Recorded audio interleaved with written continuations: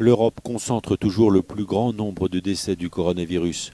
L'Italie en est la première victime, au moins 11 500 morts depuis le début de l'épidémie, et les autorités sanitaires espèrent que le léger recul des contaminations soit le premier signe d'un reflux de la maladie.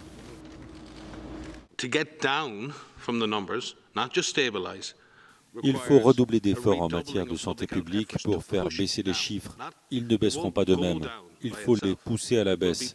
C'est sur ce point qu'on doit se concentrer, sur la stratégie à adopter dès maintenant. Des mesures de santé publique pour faire reculer le virus, pour mieux prendre soin des personnes dans l'environnement clinique en sauvant davantage de vies.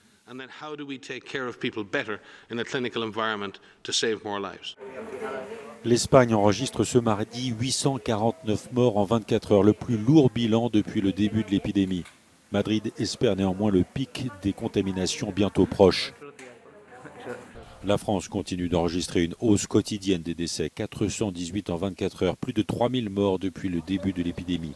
Parmi les victimes, au moins 3 décès chez les patients qui prenaient de la chloroquine.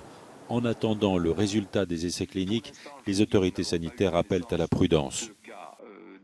Il y a un risque qui peut affecter tout le monde et donc il faut se méfier énormément d'une prise de ce produit qui ne serait pas sous prescription médicale, sous surveillance médicale stricte. Le Portugal a reçu ce lundi un avion cargo en provenance de Chine avec à son bord 1 million de masques et 200 000 tests. Au Portugal, le bilan est de 140 morts et plus de 6 400 cas.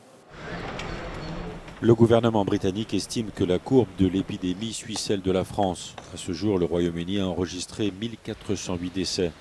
Le pays est confiné depuis 8 jours et anticipe une poursuite de la hausse des hospitalisations pendant 2 à 3 semaines.